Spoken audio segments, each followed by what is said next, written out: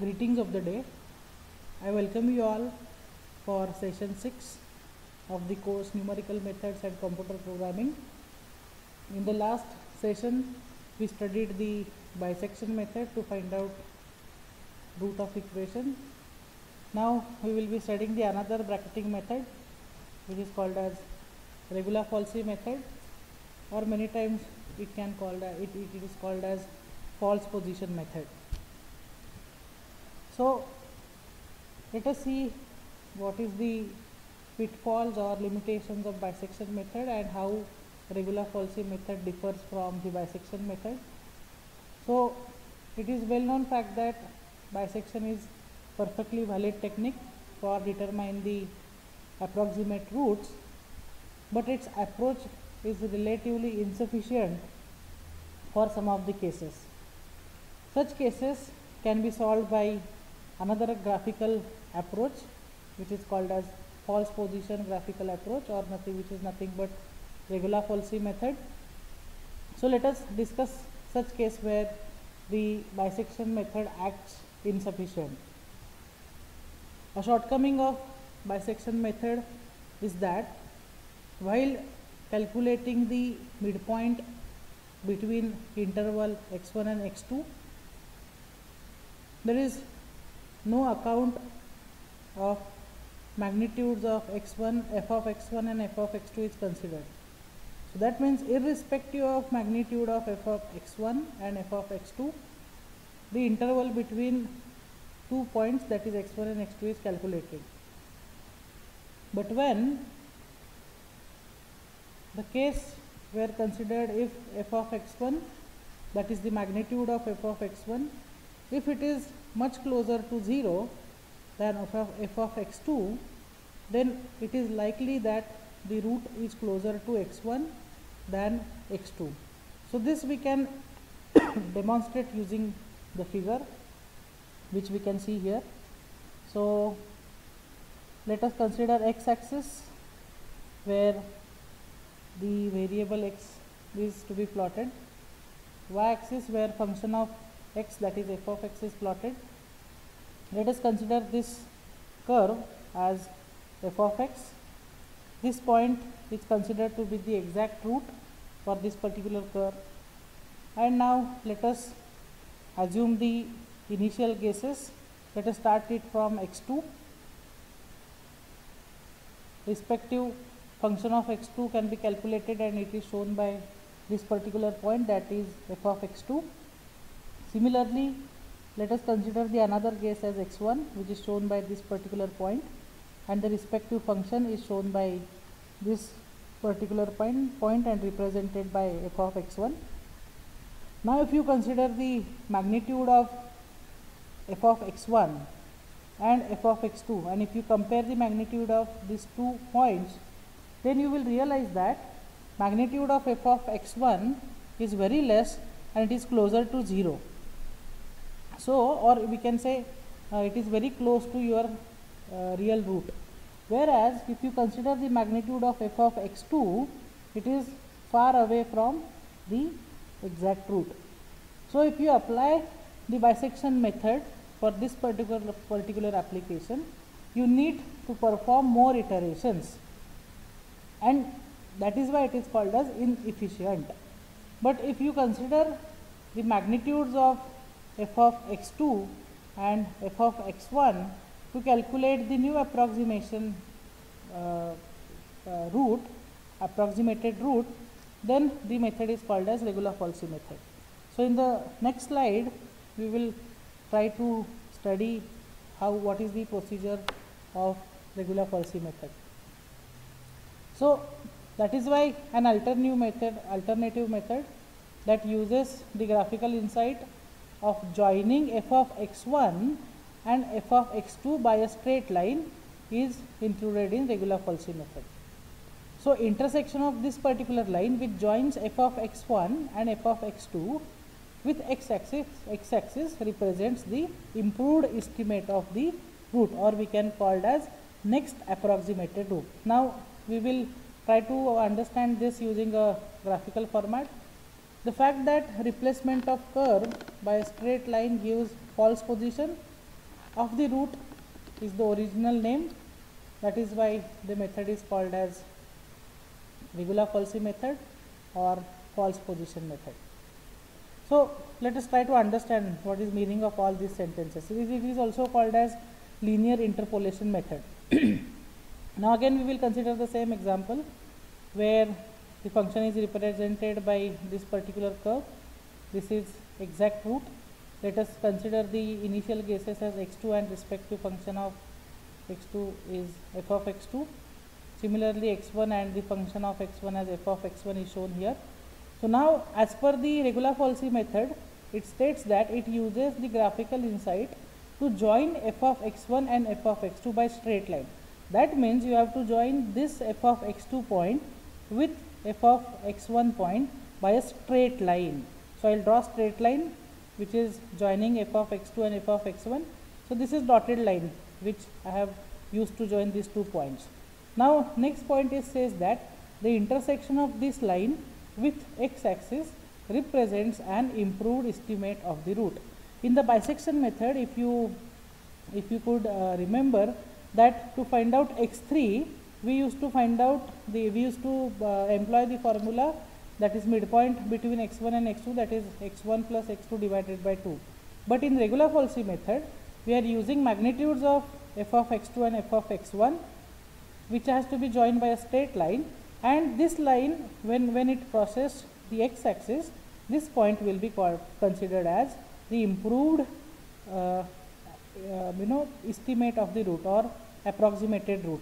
So this value is to be considered as value of x3, that is the new value of approximated root. So this is how a regula-Falsi method is employed. Now if you see why it is called as false position or regula-Falsi, because this particular curve which is shown by the blue blue color has been replaced with the straight line. Are you getting what I am saying? Instead of considering this particular curve, I am considering these 2 points, that is f of x2 and f of x1 are joined using a straight line. That means you are assuming this particular curve which is shown by blue color is assumed to be a straight line initially. That's why it is called as regula-Falsi or false position method. So you try to understand the major difference between the stepwise difference between bisection method and regula-Falsi method is that to find out the value of x3 in bisection method, we used to take the midpoint between x1 and x2. But whereas in regula-Falsi method, to find out the value of x3, we are joining magnitude of f of x2 and f of x1 by a straight line, and that straight line where it intersects the x-axis will be considered as the new value of x3, and then the procedure will be repeated. So now let us consider the next example, where the same example in detail with the more steps. So here x is plotted and here f of x, that is y, is plotted. Let us consider this as f of x1 f of x as the function. This will be considered as the exact root where we have to converge or where we have to reach using the bracket of initial guesses, 2 initial guesses. So let us consider this point as x1. The respective function is considered to be f of x1. Again we will consider the another guess as x2, and respective function is considered to be f of x2, which is shown here. Now as per the next step of regula-Falsi method, you have to join f of x2 with f of x1 by a straight line. So hence I joined this by a straight line, which is shown as dotted line in chocolatey color, and then the line where it crosses the x-axis is considered to be the point x3, or we can say it is next approximated root. Now since we get x3, can we calculate its respective function? Yes. So this point will be considered to be f of x3. Now as per the procedure of bisection method, we know that we have to compare the sign of f of x2, f of x3 and f of x1 to assume the new guesses for next iteration. So now if we compare the sign of f of x1 and f of x3, it is same. So we can't consider these 2 guesses are new guesses for the next iteration, because this method will converge between x. So that means if you consider x1 and x3 as the next initial guesses, the root will be converged between x1 and x3 and there is no root. So method method will diverge from this particular, that is exact root.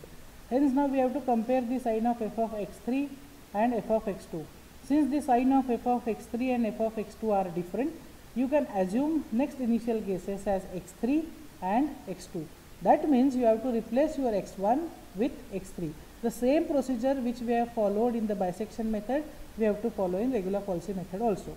So that means for the next iteration, my this point will be considered as x1 and this point will be considered as x2. So now let us go to the next slide.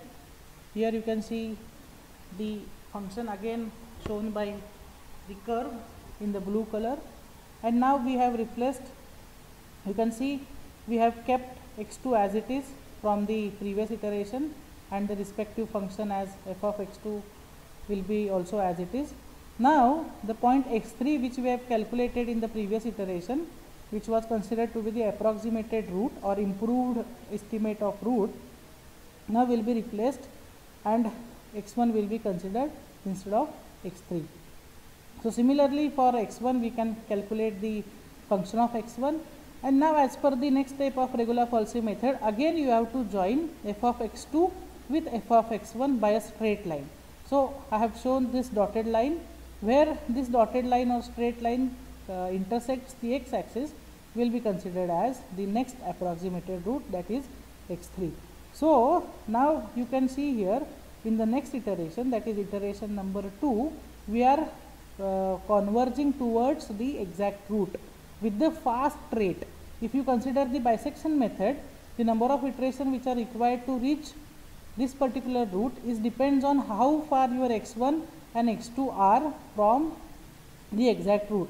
But in regular Falsey method, since we are considering the magnitudes of x1 and f of x1 and f of x2, we are converging fast near to the exact root.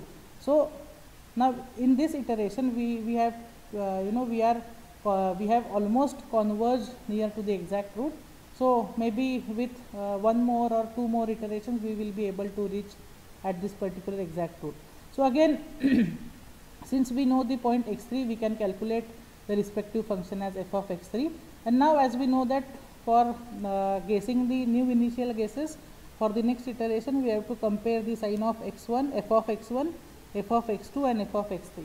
So again in this case also, sign of f of x1 and sign of f of x3, since it is same, if you consider guesses as x1 and x3, that is if you consider this as x2, then again you will converge between point x1 and x3 and there is no root as such.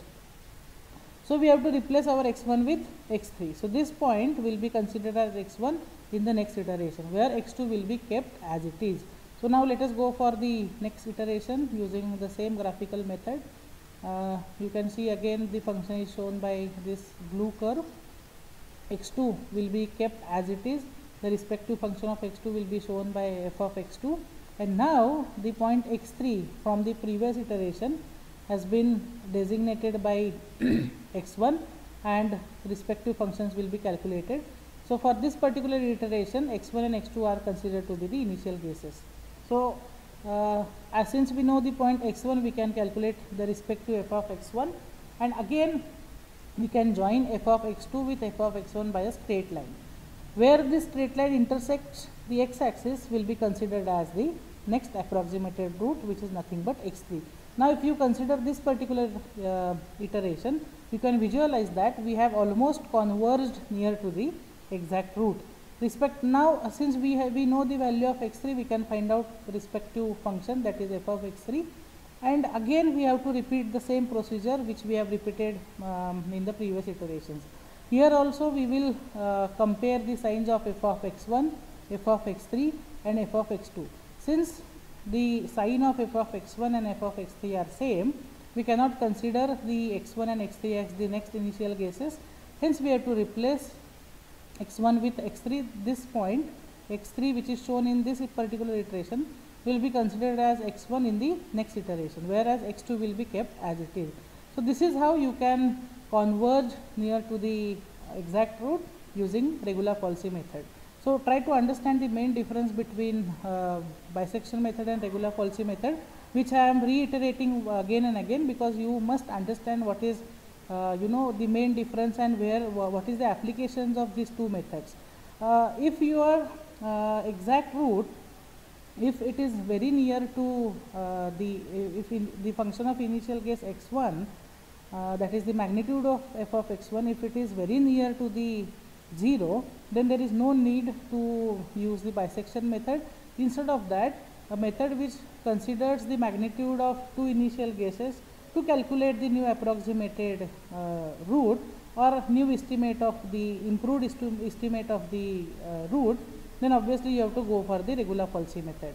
So the rate of convergence of regular policy method for such applications is higher than the bisection method. We will try to demonstrate this using one example, one case, which we are will be dealing in the next some of the next slides. Now the main question is, in the bisection method, to calculate the value of x3, we were having the straight formula, that is midpoint between x1 and x2, that means x1 plus x2 divided by 2. But now to calculate x3, value of x3 using regular policy method, we do not have as such direct formula, because this point is depends on the straight line which is joining function of initial guess 1 and initial guess 2, and where it crosses the x-axis. So we have to derive it using the generalized method. So in the next slide we will be try to derive the formula, generalized formula, to calculate value of x3 in the regular policy method. If once you know the value of x3 in the regular policy method, the left all procedure which we are following in the bisection method is same. Only value of x3, value of calculating the x3 is different than the regular policy method. If you go for solving it using an analytical approach, this is the only difference between these two methods, because calculation of x3 is the approach of calculating the x3 is different. So now let us try to derive the formula for estimating the value of x3 using regular policy method. So we will use the same geometric construction which we have formulated in the previous slide using the same curve. Let us consider this point as the exact root of function f of x, which is shown by the blue color curve. Let us consider x1 as initial guess 1, and the respective function can be calculated by putting value in the equation as f of x1. Then initial guess 2 will be considered as x2, and the respective function also can be calculated by putting value of x2 in the equation to get respective function, that is f of x2. So now the next step in the regular policy method, as we know that we have to join f of x2 with f of x1 by a straight line, which is shown here, and then we have to observe where this straight line intersects the x-axis. So it is intersecting at this point. This point is considered as x3, and respective function can be calculated by putting the value of x3 in the equation to get f of x3, which is shown here. So now we have to use this particular construction to find out the value of x3. So if you can see it here,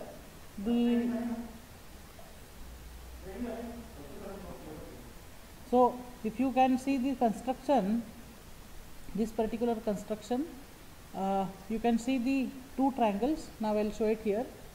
The first triangle, which is written as f of x2, x3 and x2. So f of x2 is here.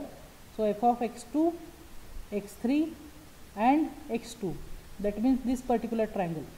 If you consider this triangle, which is highlighted by green color, and another triangle as f of x1, x3 and x1, that is f of x1 is here, f of x1 to x3, x3 to x1 and x1 to f of x1.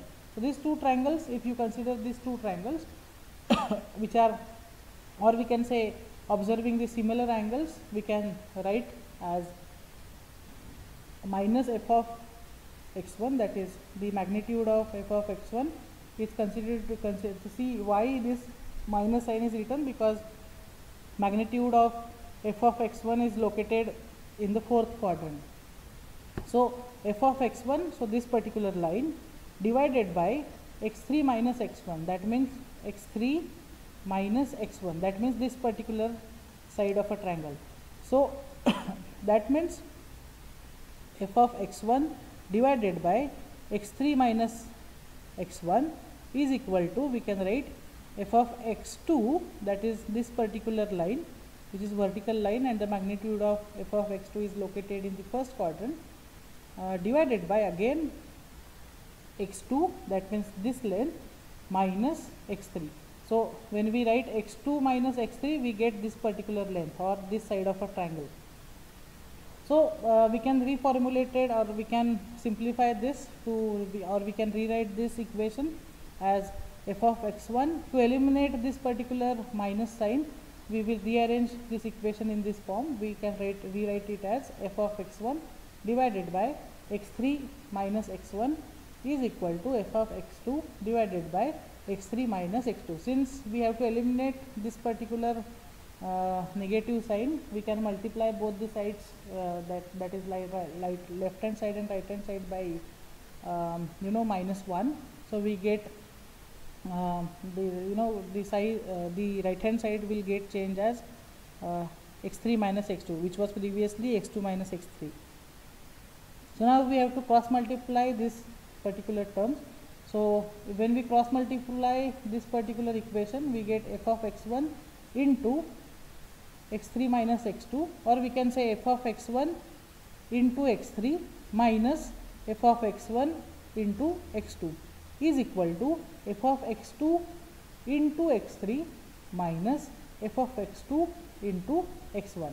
So again reformulating this particular equation which I just now told, to get the value of x3, we can rearrange the equation and we can get the equation as x3 is equal to f of x1 into x2 minus f of x2 into x1 divided by f of x1 minus f of x2.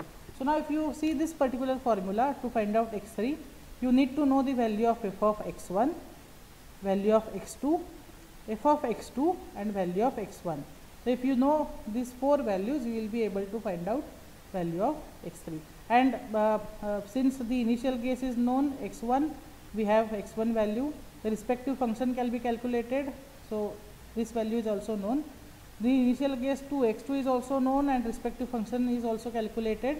We have all these values and we can calculate the values of x3. But further, to simplify this particular formula, what we can do is we can separate out the terms and we can rewrite this equation as x3 is equal to f of x1 into x2 divided by f of x1 minus x2 minus f of x2 into x1 divided by f of x1 minus f of x2. So now what we have to do to simplify this formula further, we have to add and subtract x2 on the right hand side.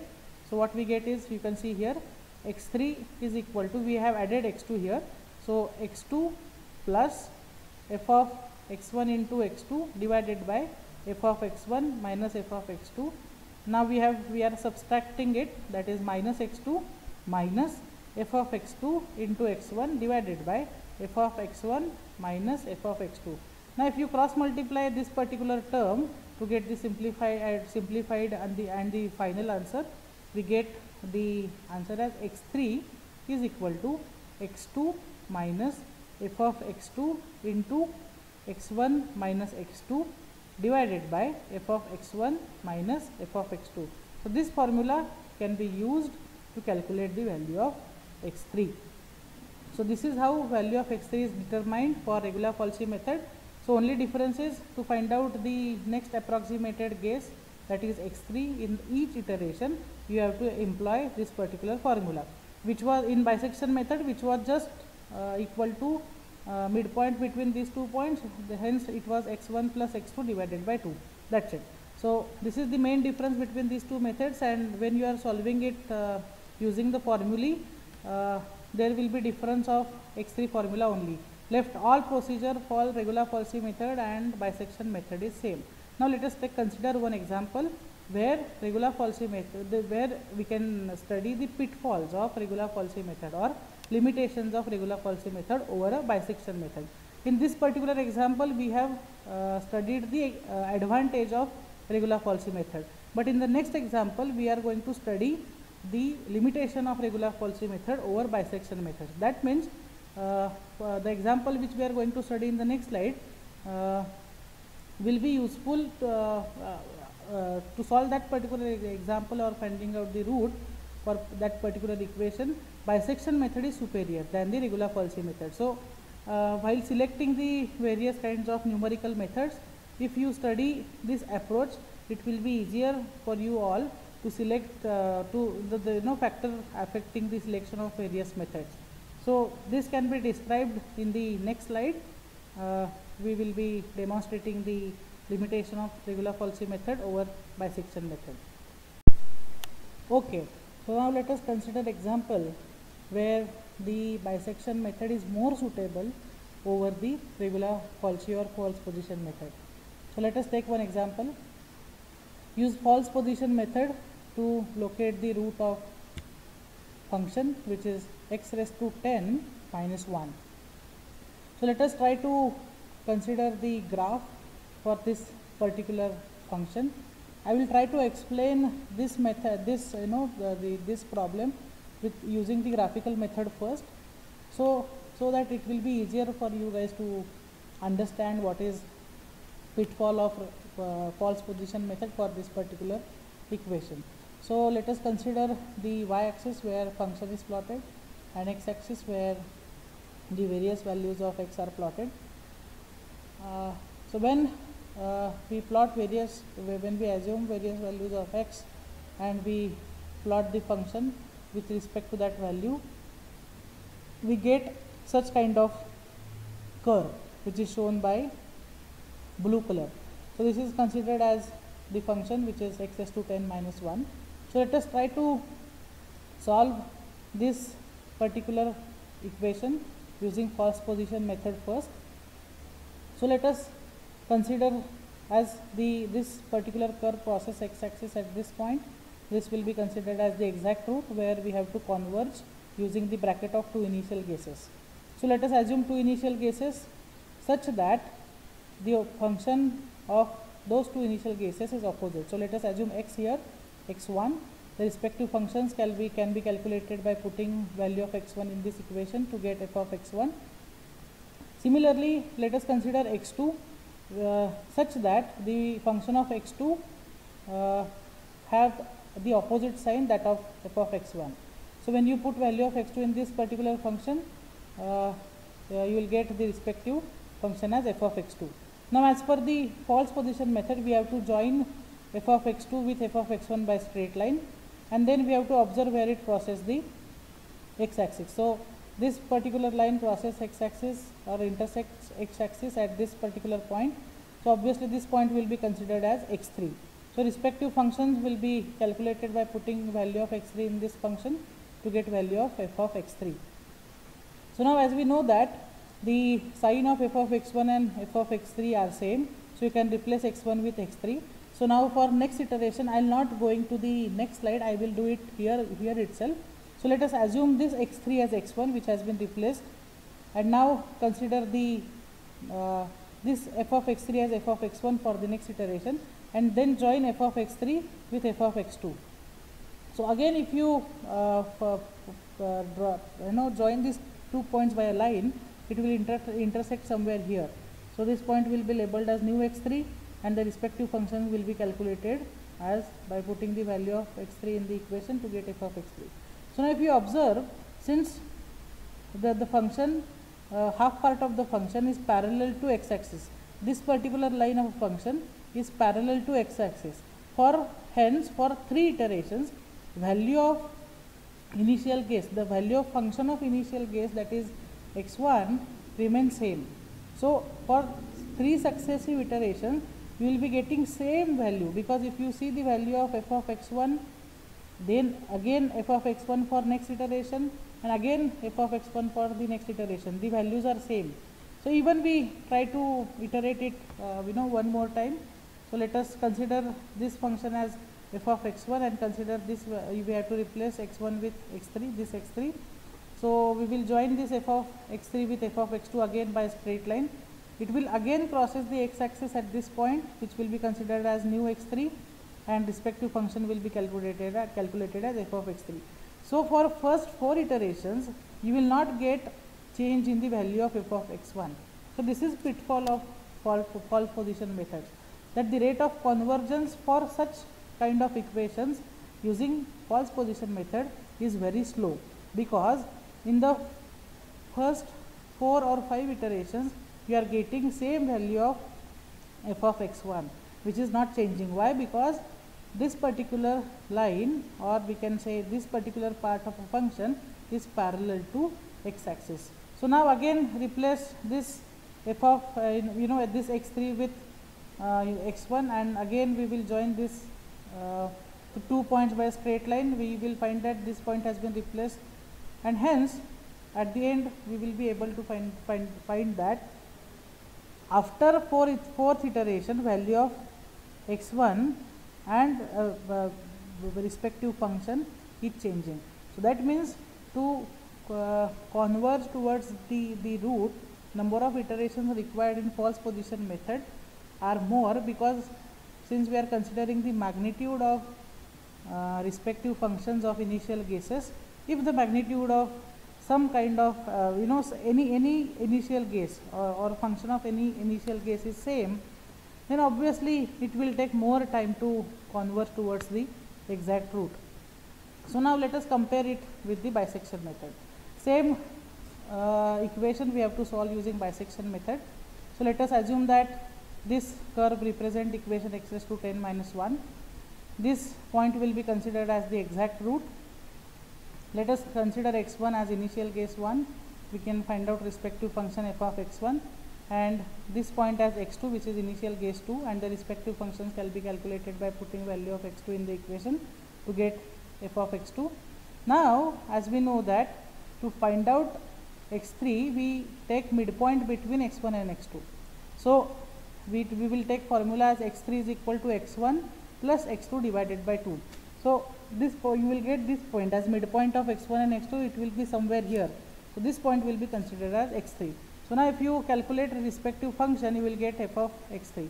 So now if you compare it with the regular falsy method, you will find that to reach this particular reach to this particular value, you needed 4 iterations in regular falsy method. But if you observe it using bisection method, within just 2 iterations you have reached to this particular point.